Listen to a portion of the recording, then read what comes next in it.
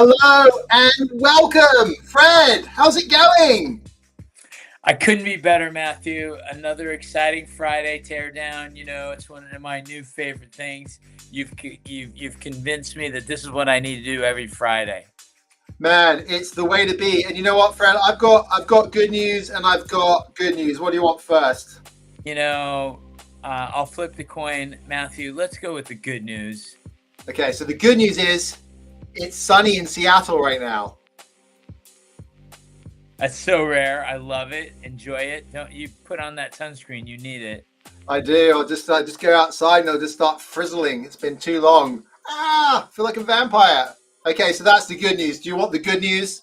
I really do. You do?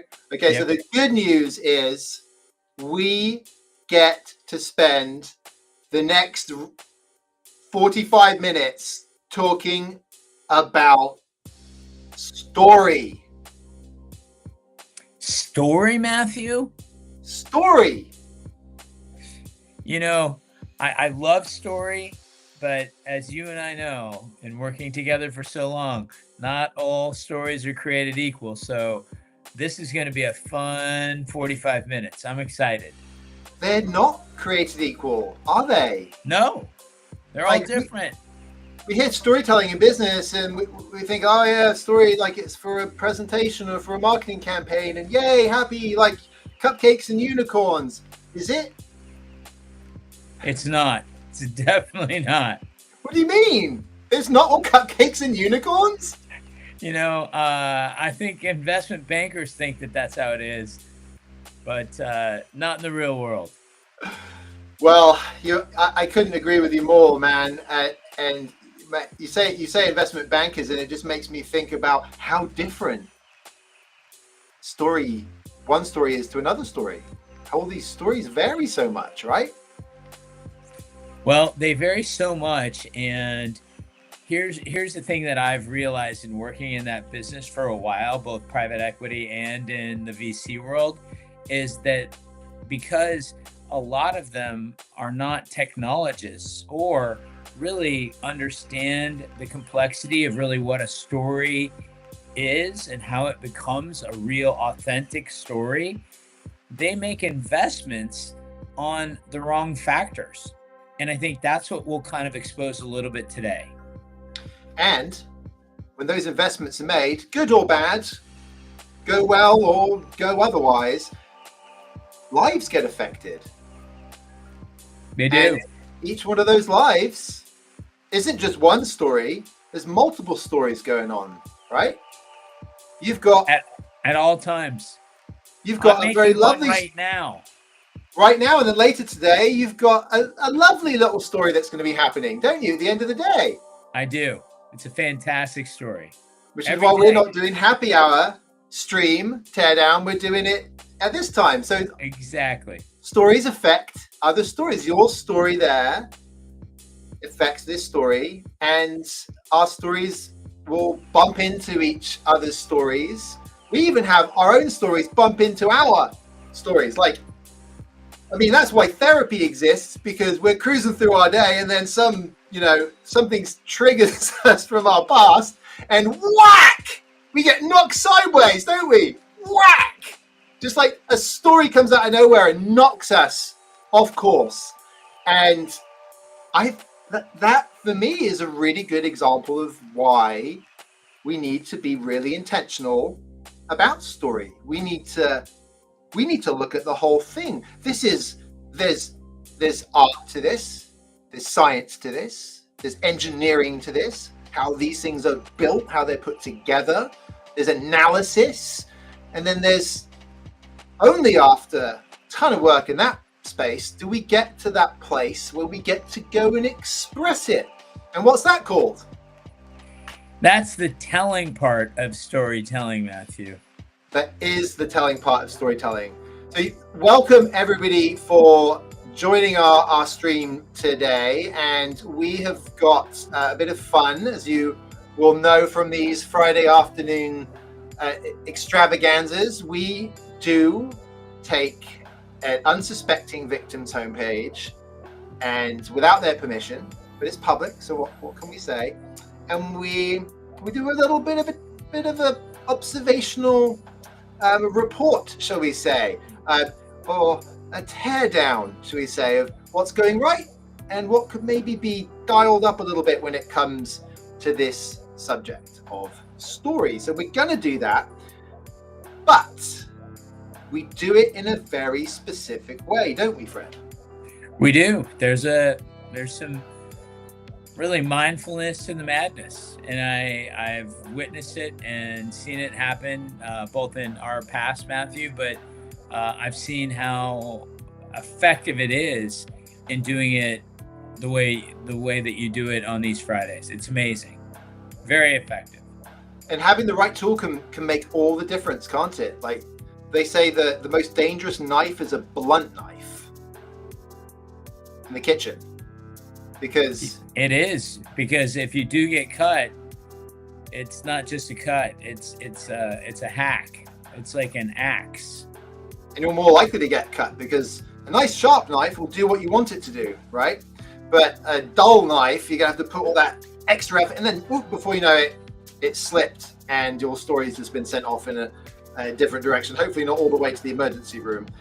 That's why the right tool is so important, and we're going to talk about that today. We're going to be talking about the power of 3D story, which is like a knife edge. It is simple, it is clean, and it cuts right to the point. And we use that to do our homepage teardown. And if you're just joining, welcome to Matthew and Fred's little Friday afternoon extravaganza. We take no mercy on the websites that we put through this. This is a little Go Narrative Live. You get a bit of a taste for how Go Narrative thinks about story, how Go Narrative analyzes, breaks down, breaks apart, puts back together, and ultimately sets you up to have control over your story and understand the stories that are around you, because that will set you up for success when it comes to the expression, as Fred said, storytelling. And it's so much fun having Fred on these, because I think back to long before the power of 3D story came along, and when I was tapped by Fred to come and help him out with a little story problem that he had. Fred, what was that all about? Well, Matthew, you know, we had this great experience at Microsoft trying to really rethink pretty much everything in computing. Everything was cloud, but no one had figured out how to really think about how to really use and to articulate the value of, in our case, Office 365.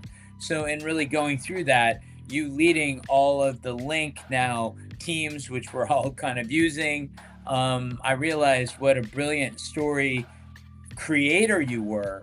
But if you can create a compelling story with your note, I'll go back to that, it cuts sharp to any competition. I couldn't be happier to have had you join my team as the chief storyteller for all of the business applications division for Microsoft at that time. It's great. And it was super exciting, because at last I was going to actually get paid for my storytelling. You know, I've got these science fiction novels here, Fred, that exist within a certain state of completion, shall I say, but I haven't completely finished them off yet, right? Career, family, all that kind of stuff got in the way of those particular things.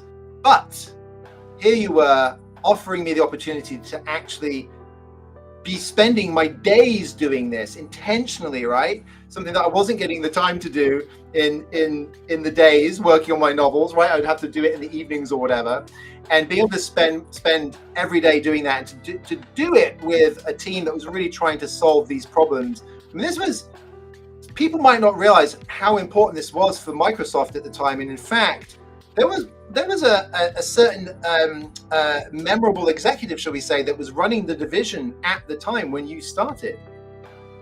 There was, in fact, that gentleman that was running the division is now the CEO of Microsoft. And so for him to tap me, put a degree of intensity on me, because Microsoft hadn't really figured out business applications. We had just figured out productivity against Google, but he knew that there was, SAP, Salesforce, Infor, and even Oracle out there.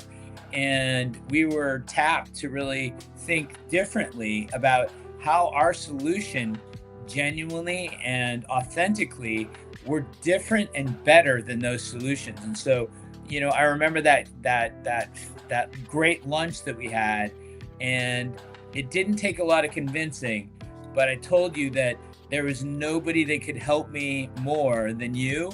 And it was going to be hard work. We were going to be there, 18-hour days, but that if we put our minds together and thought out of the box, we could shift Microsoft's trajectory in that business from just being an also ran to now they're a player in all of those markets. Well, and you said something really important in there, and it's going to connect forward into what we're talking about with the stories on the website that we'll be looking at today, or lack thereof, or somewhere in between. And that is, you said something to the effect of trying to figure out business applications, right?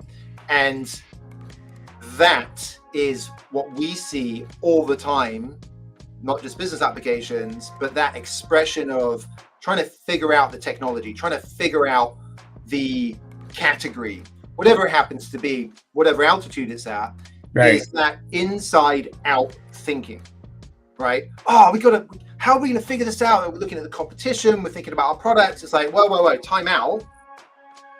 As we mentioned earlier, we are in a story that's being bumped into by all these other stories.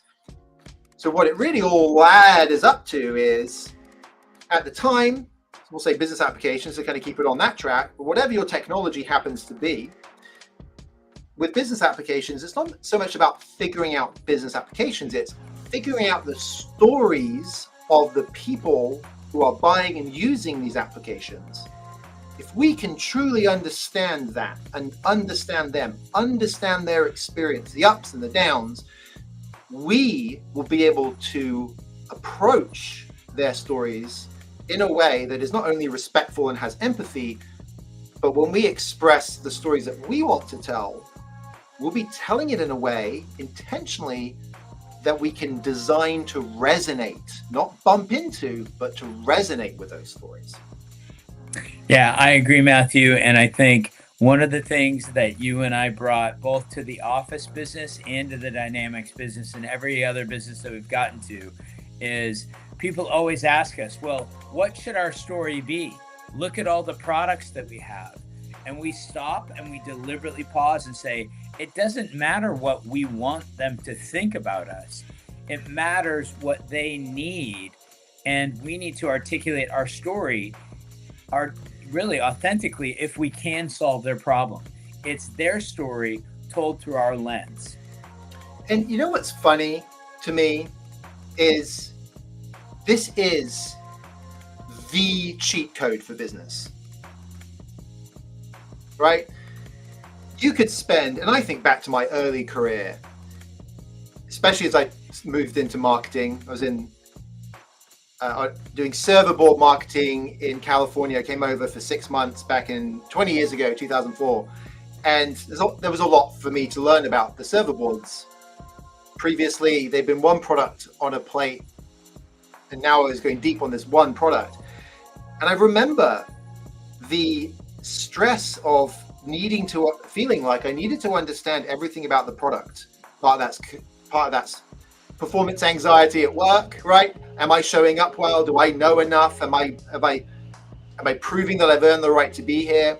But another part of it was the part of the process that was I need to somehow convey all this information to, at the time it was to the channel, so it was to our channel partners through the channel to the customers. And what I didn't realize at that time is that I was approaching it from the wrong way. It wasn't and shouldn't be about trying to jam all of this information from this entity, the business, Intel, through this channel, through these partners, all the way into the customers. It should be about reaching all the way into understanding the customers, understanding the channel, and by understanding what their frequencies they're operating at, I could then come up with the right types of communication that would land the right information at the right time, dare I say, tell the right stories. And Matthew, I would add to that framework, just that mind pivot of, I'm not just creating a story that will make you buy. I want to listen to your actual problems, and you will become part of the story. And it's not just, hey, you're using product XYZ. It's, what is the true business impact or life impact that's made in that story to that decision maker, to that person in their profession or personal lives. That's where it really comes to life. And I think people miss that. They miss it. And so as you start to actually tackle this challenge, and why the folks are on the stream here today, by the way, if you've got questions or thoughts, thanks for joining. Please do shoot those into the chat. We'll keep an eye on those and try and bring you into the show as much as possible. Is you're trying to figure out how to approach this in the right way. And anytime you take on a new challenge like this, intentionally or because you've been mandated to do it by your organization or your boss or whatever, doesn't matter the way, you've come to a good place, you're in good company. And I remember being in your shoes, even as a storyteller. So even having a, shall we say, like a baseline competency in this space, trying to apply it to business, I panicked. And I don't want you to panic. Fred, we were like getting ready for the stream, juggling all the bits and pieces beforehand. And Fred goes, Matthew, what's your heart rate at? What's my heart rate at now? It's at 84. So I want, if you're sitting here on the stream listening and your heart rate's up, I want to help you take some deep breaths. I'll benefit from that as well. I'm standing up, so I guess my heart's got to pump a little bit harder, but we're going to help you take those deep breaths. We're going to show you that sharp tool, and through that, we're going to help you basically unlock this story. I was just in the past 24 hours have bumped into 2 instances of one of the reasons I panicked when I sat down to try and figure this out, Fred. Do you have any idea what I'm going to share with you? I have no idea, but I'm ready and waiting. It's the you're doing the server board. You're overcomplicating it. It's very simple because you know what slide's next, and it's the hero's journey. Don't server board it. What's our answer? Don't server board it, and then we need something fun and catchy that we can stick into. Don't server board it. Find your why. You have to find it. And if you on the call and people that are watching this on demand, I've taken my why. Matthew and I have very similar whys. Everybody has a different why, and there is no wrong why. But understanding your why will help you along this journey, because we're all on the journey. And as Matthew said, the story is that we create are not just our stories. Like, they're in our minds. Matthew and I had calls earlier today. We had them earlier this week. We text often. But when you're trying to frame a story, the more data that you get, the better. But the biggest thing that I think Matthew said before, it was a slide we don't have to go back, is don't panic. This may seem harder than you think, but the strategies that Matthew and Go Narrative have put together, they make it so simple to create that sharp knife to cut through any really any competitive disruption that you might seek. So you're about to go through a journey, but it's gonna be just fine. So take a deep breath. I got my heart rate down in just those minutes. When we started, I was at 62. Matthew, you know what? Right now, I'm at 59. See, you told me not to panic. I took deep breaths. I'll see if mine will update. It's checking. I love it, Fred. I just got tingles. You know me. I'm not afraid of sharing when I'm up to 89.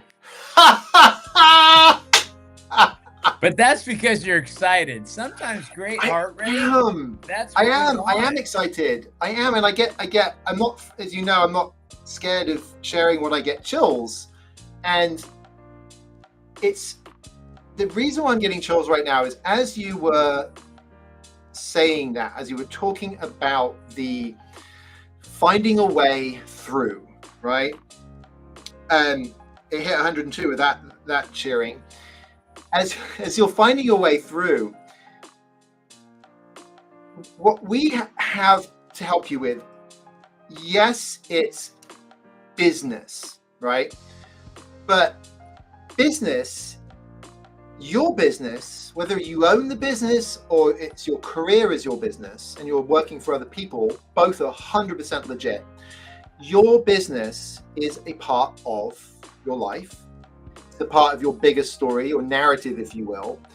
And you might have hundreds and hundreds of stories happening and having happened in your business, likewise in your life, beyond business. But what I'm driving at here is it's just another part of your life. It's why I always had a bit of a problem with the term work-life balance. Because the balance is really about all of the components of our life. And the beauty about you choosing to spend some time here today to get a bit better at business storytelling, and what you'll learn from Fred and me, and experience, I hope, from us, is we on a mission to help you better understand, not storytelling. That's easy. Storytelling is a piece of piss if you understand story. Because storytelling is just the expression of story. And it all starts, like all good charity starts at home, it starts with your story. Your operating system is literally story. I was reading a book earlier today, Fred, and it was talking about brain health and rebuilding brain connections. And it touched on a subject close to my heart, and that is meditation, which I'm pretty familiar with. But there was just something lovely about how the author laid it on top of my existing knowledge. And I had this moment where she was describing pausing and letting go of the chatter, letting go of the inner chatter. And she specifically said, letting go of the stories that we're creating in our head to try and make sense of everything, letting go of the story of that meeting, that email, that whatever it happened earlier on, or even one of those stories from our parents that bumped into us today, whatever it happens to be, letting go of all that. And it was a lovely moment because it made me realize that while story is our operating system, if we can slow things down, take a deep breath and pause, we have the opportunity first to benefit from all that great meditation stuff. But when we go back into thinking again, to have a clarity on what the story that we are experiencing right now is. And that's what we talk about. And that's what the power of 3D story is about. It's about what we want, what stands in the way, and how we untangle that. And we'll get to that shortly. But that's the problem and why I panicked when I tried to find a good tool to use in business, because I didn't have the power of 3D story back then. I hadn't leveled up to this level back then. And the hero's journey, some of them are 17 steps, man, with the dark night of the soul. And I'm like, how am I gonna, we are at the time sitting down and like coming up with presentations for you. And it was like, okay, Matthew, I know you've gone super doing your Matthew thing again. You're going super deep and geeking out on it. And let's just kind of step back and look at this from a natural story perspective rather than trying to do square peg round hole with the hero's journey, right? You remember that? Well, I remember it, and I remember, and nobody will believe this, but it was literally less than an hour of time before we had to have our key theme nailed so that we could, submit that to Microsoft. And you and I came up with a brilliant idea, and it was about a customer. And I won't mention the customer, but if you're, if you use makeup or a lot of cosmetics or other lines, let's just say that this guy was the CIO of one of the largest cosmetic brands in the world. And it was during a time of kind of Halloweenish. And Matthew and I said, you know what? We're going to do an offsite. And I said, Matthew, we only have 60 minutes. And we showed up at, I think, a Rite Aid or a Walgreens with the CIO of this company. And within the amount of time, we created that notion of a story that was authentic from our friend. And the next day, we delivered a keynote that really did win every popularity contest. It won all of the scales of surveys, etc. And it really came down to Matthew's recommendation, which is, okay, I did dig too deep. It's not about what we want to say. It's about what this customer thinks of us and why he wants to buy our software. And we took him, we got him in a shopping cart. We bought makeup, and we actually got him to get on stage with me to present. And I'm happy to say that, Matthew, that was a genius move, because it didn't become about just us trying to, fabricate a story. That story was already there. We just teased it out from a CIO who was a great customer. And then he was willing, because he helped create the story. That's when you say storytelling is easy. Once you get that story and that substrate of value and understanding, that keynote was probably one of the best keynotes that was done at Microsoft even to date. And a lot of work goes into making a business division successful. And so what I'm about to say is not going to lay claim to all that work and all that hard work that was done. But I guarantee you, Fred, if we hadn't delivered that presentation and hadn't connected the hearts of the entire company to Microsoft Dynamics, there is no way that Microsoft Dynamics would still exist. And it's evolved. It's no longer called Microsoft Dynamics. Dynamics 365, I think, was the latest. But there's no way that would exist, because it needed the support of all of the salespeople, all of the other executives, all the other people, all the other organizations. And what we were able to achieve that day with a story that was then told was to win the hearts of the broader organization, that then ultimately enabled the heads to even pay attention and then to also be won. You nailed it. We touched the hearts. You have to make it emotional, and we made it emotional, because before that, people thought, what do accounting systems do? What do payroll systems really do? Does it matter to me? We made it matter. And we touched the hearts, the minds, and the souls of those people in that audience. And it really did help propel Microsoft Dynamics to be one of the leaders in that space for sure. And it bears pausing for a moment and thinking about what you just said about hearts and how you expanded on that. And it connects back to what we talked about with emotions. And I want to go ahead and then connect another dot in here, and it's the investment bankers, right? And then I want to bring in the broader context of business. And I'm picking on investment bankers for a reason, in private equity as well, because it's very tempting in business when you've got a lot of data, a lot of details, products, markets, channels, go-to-market channels, you name it. There's all sorts of functional parts of the puzzle, kind of like the server board story I told as well. Some of that is having to know your stuff. Some of it is being able to build the stuff and deliver it and service it and provide the customer support. A business is a very complicated thing, and there's a lot going on. It's very easy to look at emotion, to look at the heart, and think that it doesn't matter in business.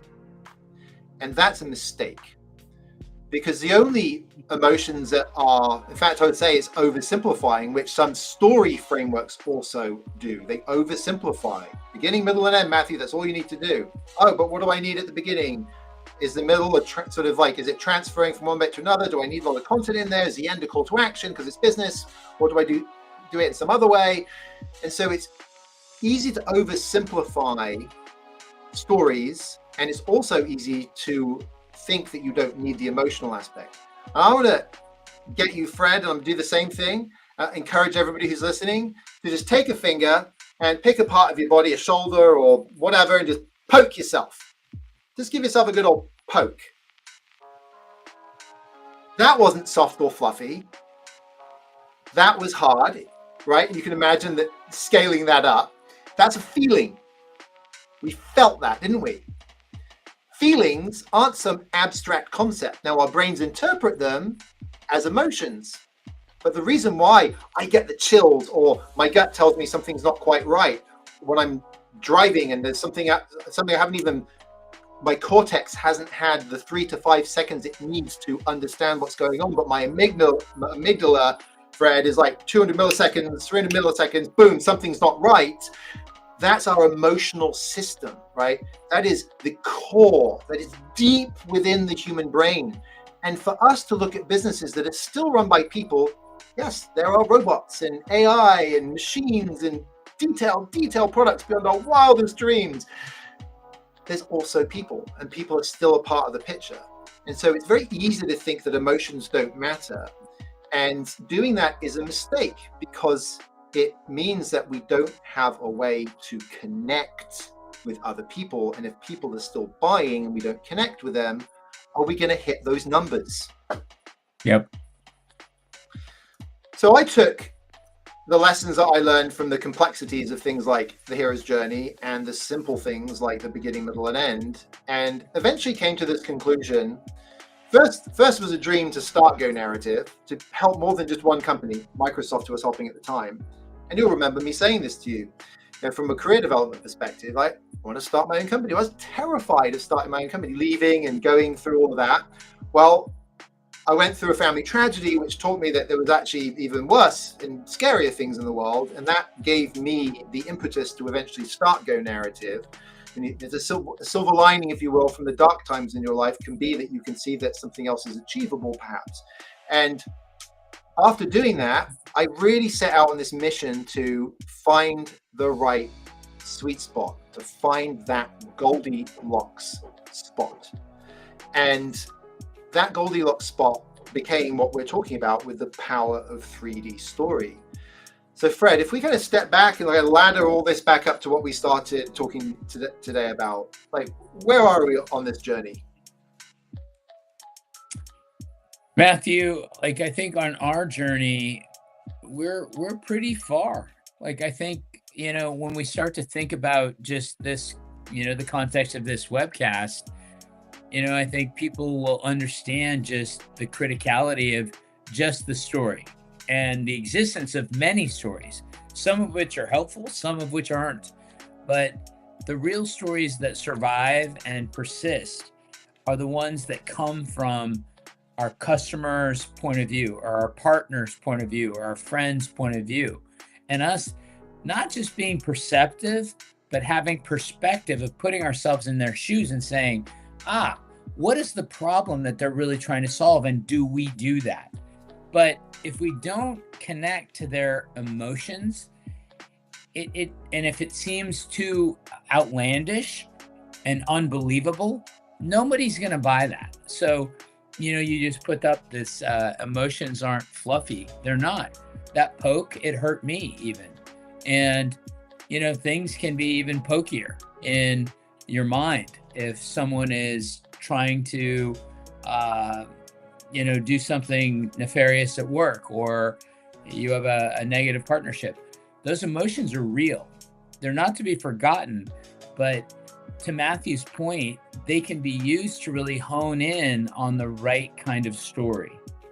And I think that that's a really powerful thing to really just be knowledgeable about. And, as you pop up that slide, it really does come down to emotions, and they are fluffy. But within every presentation, Matthew, that you and I have built, and I tried to write down a number, it's over 100, but every one of them had a simple mantra that you and I would have, and we would call it out. And by the end of every one of those presentations, everybody in that room, whether it was 1,000 people or 100,000 Microsoft entire company, they emotionally were touched. And that's when you know you've got the right story. Yeah, and the concept of emotions being fluffy, if we think about somebody saying that to us, like, we don't want to include emotions are fluffy, because if you're trying to do a better job of storytelling and of understanding story in your business, you are going to bump into this problem, right? And one of the things we love helping you with is overcoming those difficulties that you're going to bump into as you try and be an agent for change within the companies that you're in. And you will hear people say that it's fluffy. And I would encourage you, in the right way, for the right context, with the right person you're talking to, right? Is it your CEO? You might say it a bit differently to if it's a team member, but something to the effect of, I hear you, but I don't understand what you mean by fluffy. What does fluffy mean? Because when you ask that question, you'll actually force a dialogue that exposes the fact that they actually don't understand what the emotions that our customers are experiencing. And because that is abstract, and abstract like a cloud is fluffy, we can't get our hands on it. And so when you hear people say it's fluffy, don't take that as a negative. Take that as an opportunity to connect more deeply with them. And then have a conversation about how our customers have a really tough job with some really complex processes that have got more complex over time, and that being in the trenches, dealing with that complexity, breeds frustration, maybe confusion, maybe drives people to leave the job that they're in. And when you start having that kind of conversation, you start to open up the opportunity to find the right emotions, because that person who says emotions are fluffy, it may well be that they have got some really good ideas about the emotional state of customers. Maybe they're a salesperson, maybe they are an executive, maybe they are the CEO of your company, maybe they sat down with a bunch of customers and have heard stories about dealing with the problems that they're dealing with. And you might even use that as an opportunity to build your relationship with that person whilst you take them on the journey of investing at first in the idea of story, secondly in the idea of storytelling, thirdly actually going out and doing it. Yeah, I agree. I just closed, Matthew, on that section with all emotions are real. And your poking example was just the tip of the iceberg, because every one of us has emotions. If you have a family member or a pet or a boss or a loved one, you know that emotions fly through us as humans like at milliseconds, every millisecond. And they're not fluffy, they're real. But it's how you intake those emotions and make them real, because they are real, and you can compartmentalize them, because some of them are maybe negative, and some company stories might be more on the scare tactic, some more on the on the carrot model. But it all comes back to, the only way that you can understand someone else's story is if you take a pause and listen. And I would say that even for myself, like Matthew mentioned meditation. I make it a daily practice, and I'm on my second straight year of meditating every morning for 15 minutes and every evening for 15 minutes. And I recognize the stories that are in my head, but I put them together in a place where which ones really matter. Because even your mind, and I don't want to get into psychology of this, you should do this on your own, but if you can get your mind centered on your true story and your true mission authentically, and then be able and ready to keep your ears open and listen to the people that you're trying to either sell to, or to build a relationship with, or build rapport with, or just to meet, that listening is your secret sauce to building the authentic story that you need. Love it. I love it. And it goes back to how we framed today when we started chatting, and that is, it's not about storytelling, it's about understanding story. And we can't understand if we don't have knowledge. And we can't have knowledge if we don't ask questions and we don't listen. So I love it. Absolutely fantastic, Fred. And one of the big things that we've covered today is no matter what we want, there seems to always be something, doesn't there? There seems to always be something standing in the way.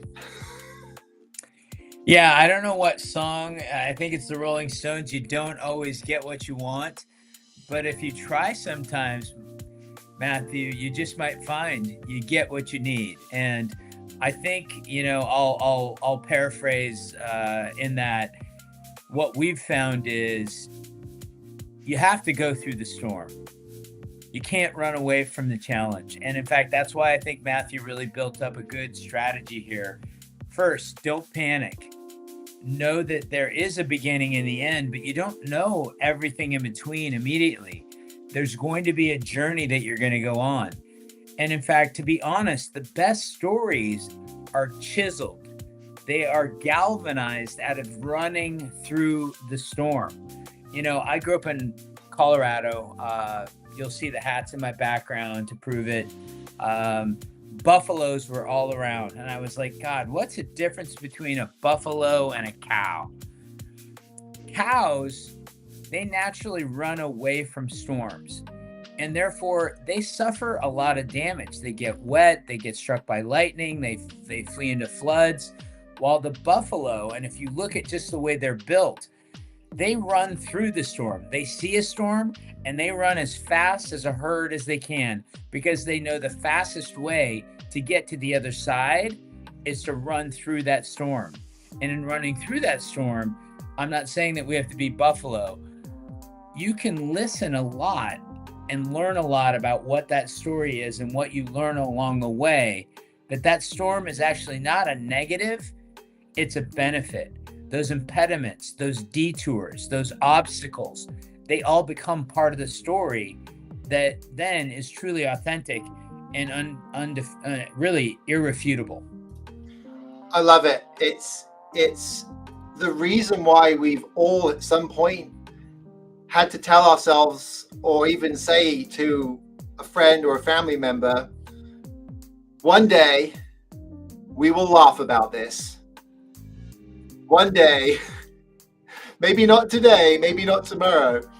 And I like to go the next step further and think not just about laughing about it one day, but telling the story about it one day. We go through life with a mix of intention and accident. And stories sometimes happen because we've willed them into existence. At other times, they're forced upon us. And of course, everything in between. But the fact of the matter is that we're living those stories before we can tell them. The beauty of understanding this thing called story, the power of understanding this thing called story, is you are able to be intentional about it. And when you're intentional, you can start a step sooner.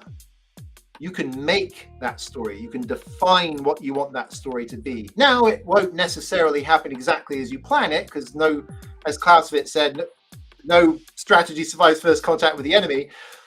But you have it written down or in your head. I would encourage you to write down wherever possible, and you can make that story. Then you can go out and live it, and then other stories will bump into it, and what will happen will happen. And one day you can tell that story.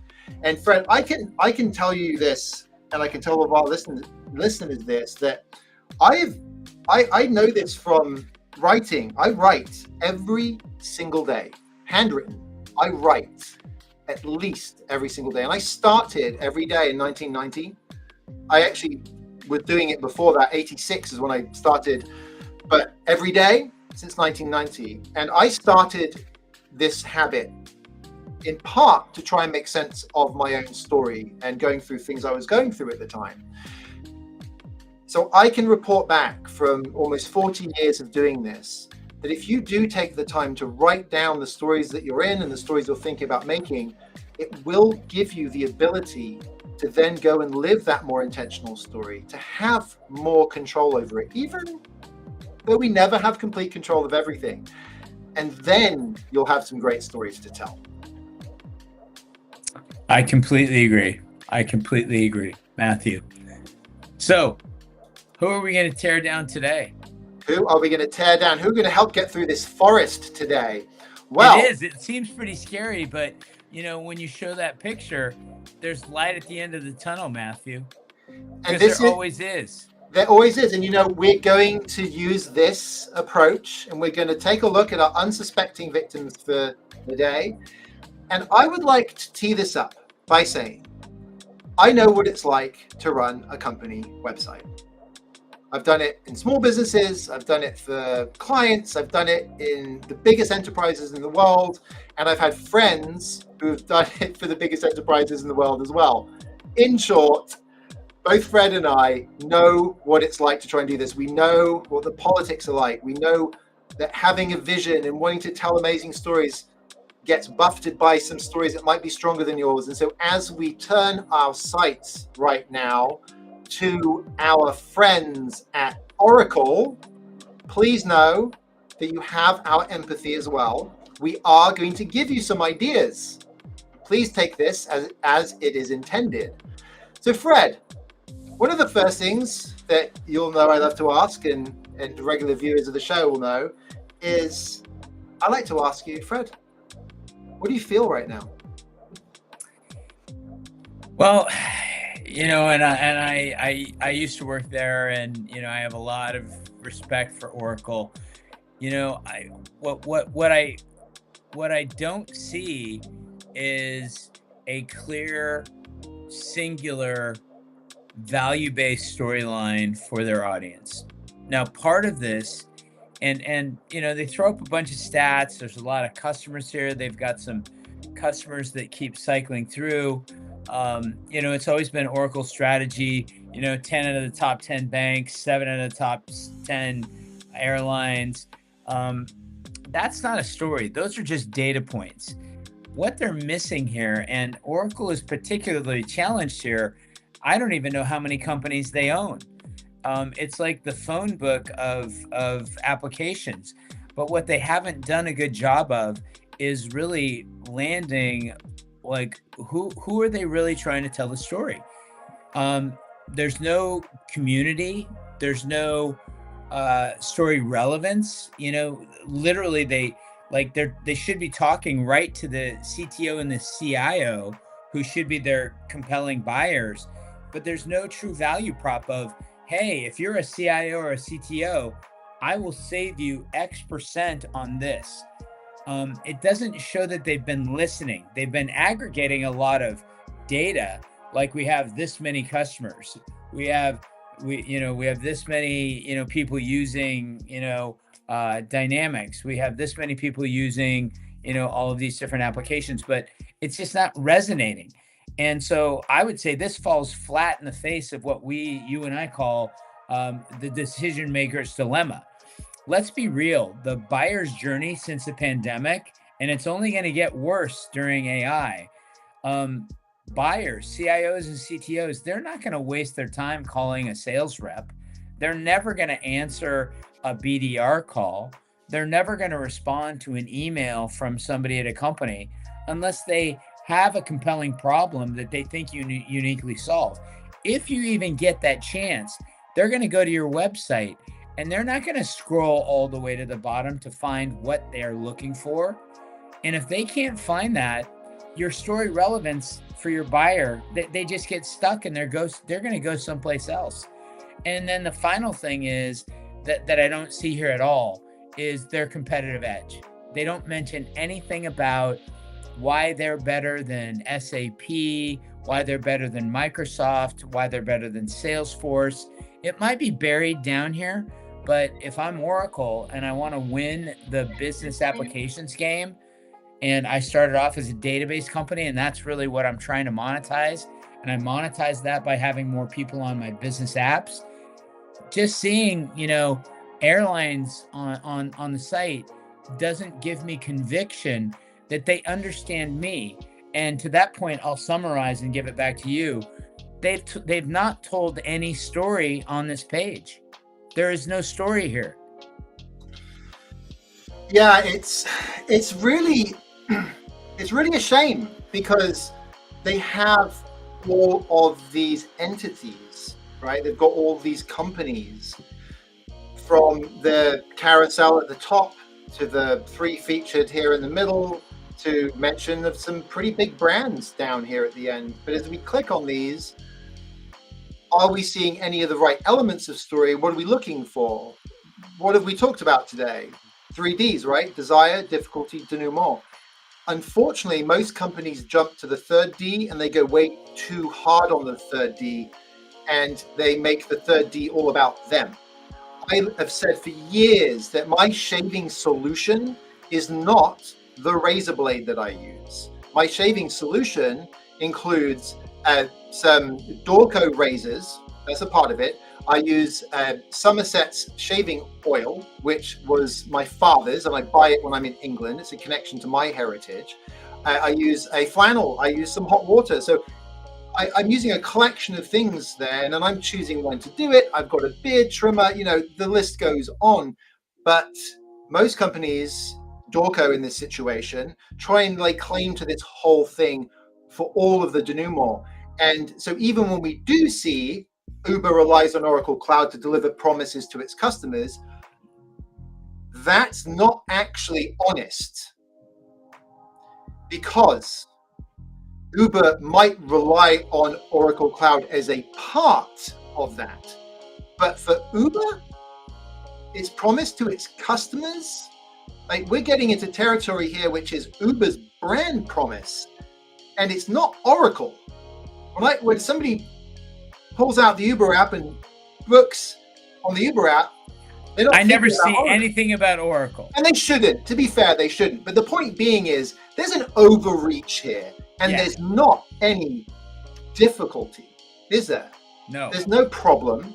And I'm going to pick on one of them in particular in a second, because it's the easiest one that Oracle should just crush and nail. And Fred, if you and I did it for Oracle, they would have award-winning films and all of the content that falls out of that, including what's on the website, that would tell a cohesive and integrated story. There's no difficulty here. There's no desire. What do Uber want? Uber want to make good on their promise. What is that promise? What is standing in the way of that promise? And if we look at the next one, here we go. Aon enhances its end-to-end client strategy with Oracle Cloud. Australian National University helps astronomers see further with AI.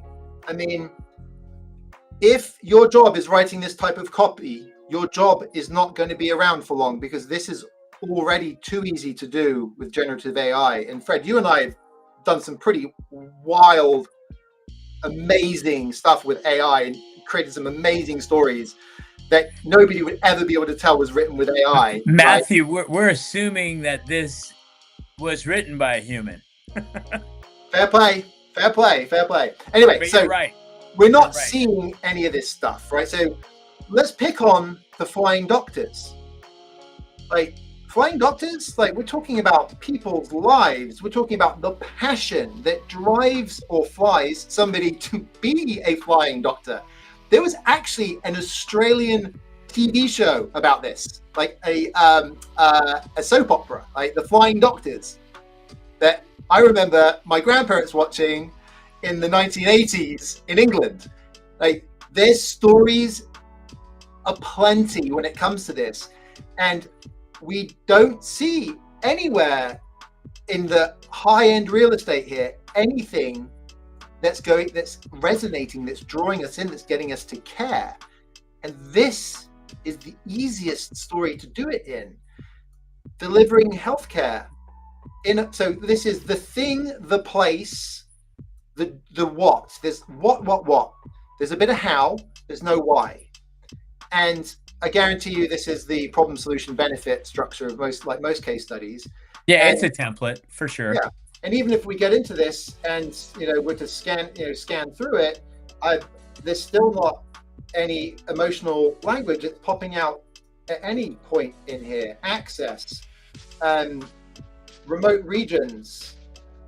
And so let's go back to our friends in private equity for a second, and they might look at this and hear us talking and say, well, you know what, but it's talking about what happens and the money that's saved and the impact of this stuff. And to that I answer a couple of things. One is yes, but if I don't care, it doesn't matter.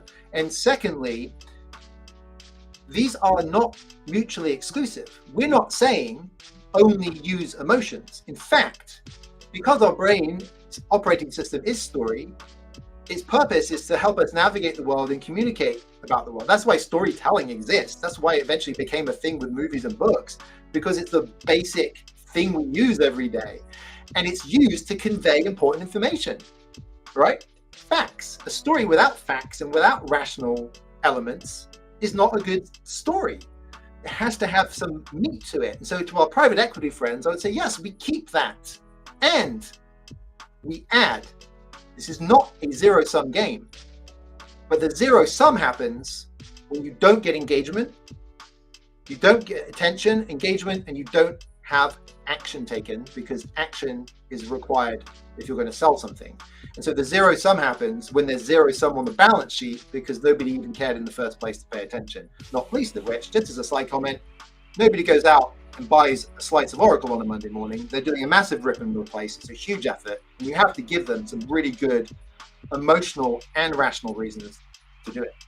Absolutely. And Matthew, I know we're coming close on time, but the fact that they have an image of a plane, it should have had the doctors and or the patients and the patients with the doctors. That was the emotional connection that they missed here, just in imagery. And so, I'm kind of pitching your 3D storytelling. That emotion, nobody connects with a plane unless, unless you're Boeing or Airbus. This is a different kind of story. They told the wrong story and showed the wrong image. And it's only because they didn't listen. Nobody connects with a plane unless they're another plane. Yeah. And that's sad. Or the ground, and I don't want to have that happen. That's not good. As you know, Go Narrative has done some pro bono work for charities. And one of the things that we will often share is the research. Love the Hat Man. Lewis, Ferrari, get in there. We're going Ferrari, and we're going to take Red Bull this year. And I put it on only as apropos because of Oracle's sponsorship of Red Bull. So we're taking you on. Hey, let's go. Larry, if any of this resonates with you, feel free to tap us on the shoulder. The research that was done by some charities that were trying to figure out why aren't we able to get people to make donations. This was done quite a long time ago, and they tested all sorts of different ways of trying to get people to commit to making donations, and General didn't cut it. Talking about all of the lives saved, the thousands and millions of lives, whatever it happens to be, what cut it was picking one child's story. Yep. Telling that child's story. And every time we have a conversation with any kind of charity, any kind of nonprofit, one of the first things I always say to them is tell me about one person that your service has touched and the lives they've changed. And it's honestly a thing of beauty to see some of the storytelling that's come out. There's one here in West Seattle that we've helped, Transitional Resources, and seeing the stories that they tell about the people that they help. And I'm getting chills again, Fred. I'm getting chills because this is about helping people. It's about helping you. Thank you for coming today, for joining us, for joining Fred and myself today to learn a little bit more about story. Your story, ours, just the thing itself, to wrap your head around it, because that's step number one.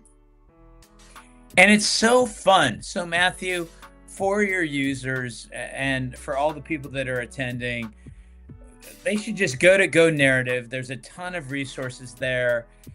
it's not just storytelling. It's about crafting the right story. The storytelling part, that's really the easy part. But I think what you'll find on gonarrative.com, Matthew and his team have created an immensely valuable set of tools that you should all take. The one that I would highly recommend is the why. You have to do it. Go do it as soon as you can, and get all your team members to do it. And if there's anything that Matthew and I can help you with, we're both on the website. Email us. We're very good at getting back to people. And in fact, if you have, more pertinent questions, we can help you with that as well. We're here to help. We're here to help, and we're all in a story. And sometimes it feels like things are hard and things are tough, and we're trying to figure stuff out, and there's a lot of difficulty going on. And we would love to help you untangle a little bit of that knot and show you how to do some more untangling, because we just know how it feels when you start to take advantage of this powerful thing that we call story. And in so doing, you will naturally become an amazing storyteller. So in that email to us, we want to hear your story. Where are you on your journey? What does it feel like? What are the frustrations? What are the challenges?